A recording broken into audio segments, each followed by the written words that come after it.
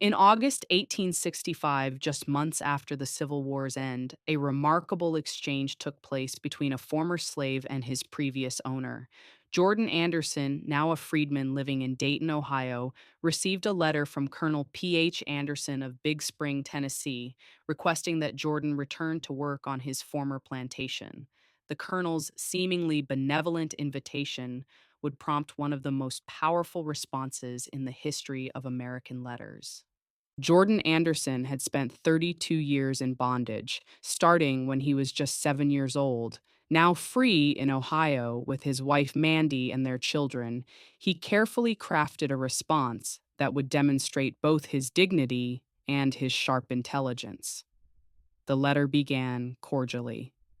Sir, I got your letter and was glad to find that you had not forgotten Mandy and me. Each word was chosen with deliberate care, reflecting not anger but something more powerful, the quiet assertion of human dignity. But beneath the politeness lay devastating precision. Jordan reminded the colonel of their last encounter. Although you shot me twice before I left you, this stark statement, delivered without anger or embellishment, revealed the true nature of their previous relationship. The contrast between the colonel's current invitation and his past violence exposed the hollow nature of his promises of fair treatment.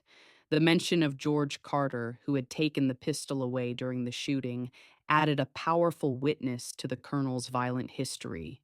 Jordan then proceeded to calculate, with remarkable accuracy, the wages owed to him and his wife for their decades of unpaid labor. At $25 a month for me and $2 a week for Mandy, our earnings would amount to $11,680. He even suggested adding compound interest for the time their wages had been withheld. This mathematical precision transformed abstract exploitation into concrete debt, demonstrating both Jordan's intelligence and his understanding of financial matters that slaves were typically denied.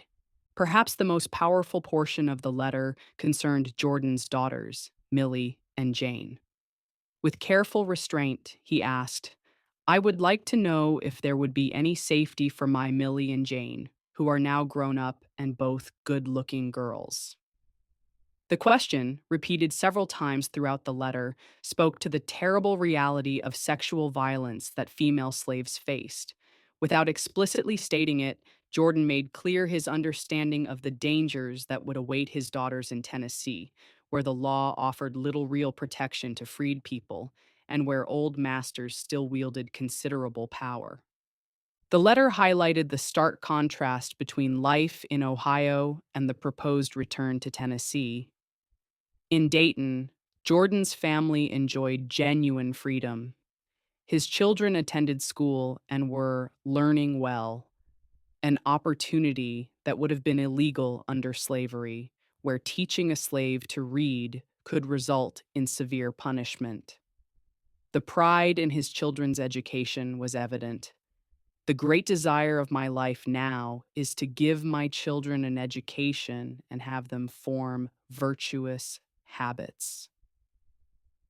In Ohio, Mandy worked as a cook, earning $8 a month, wages she could keep. They were kindly treated and lived as citizens among their neighbors, both black and white. They could attend church with white families, and their children could play together, freedoms unimaginable in their former life. This new life stood in sharp contrast to the uncertainties and dangers that would await them in Tennessee, where the old social order still held considerable sway despite legal emancipation. Jordan's religious faith appeared in the letter not as submission, but as moral authority. We trust the good Maker has opened your eyes to the wrongs which you and your fathers have done to me and my fathers. This reference to divine judgment served as both rebuke and hope for redemption, positioning Jordan as a moral teacher to his former master. The letter concluded with a masterful touch of irony. Say howdy to George Carter and thank him for taking the pistol from you when you were shooting at me. Even in refusing the colonel's offer, Jordan maintained his dignity and composure, signing simply as your old servant, notably not as slave. This careful choice of words demonstrated his command of subtle linguistic power. This extraordinary document survived while countless other records from the Freedmen's Bureau were lost to time and neglect. Its preservation allows us to hear the voice of a man who transformed his experience of bondage into an eloquent assertion of human dignity.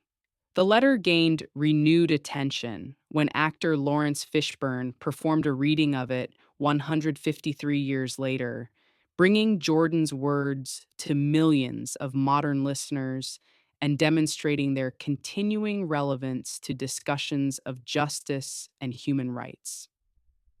Jordan Anderson's letter stands as more than just a rejection of his former master's offer. It serves as a powerful testimony to the human spirit's capacity to maintain dignity in the face of oppression and to answer injustice not with rage, but with reason, calculation, and moral clarity. His words continue to resonate as a profound statement about freedom, justice, and the true meaning of human worth. The letter represents just one of thousands of documents from the Freedmen's Bureau that captured the voices of formerly enslaved people as they navigated their way from bondage to freedom.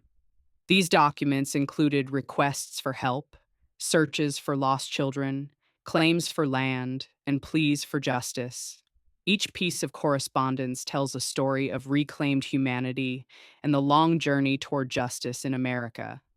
Jordan Anderson's letter, with its remarkable combination of dignity, intelligence, and moral force, stands as one of the most powerful examples of this crucial historical record.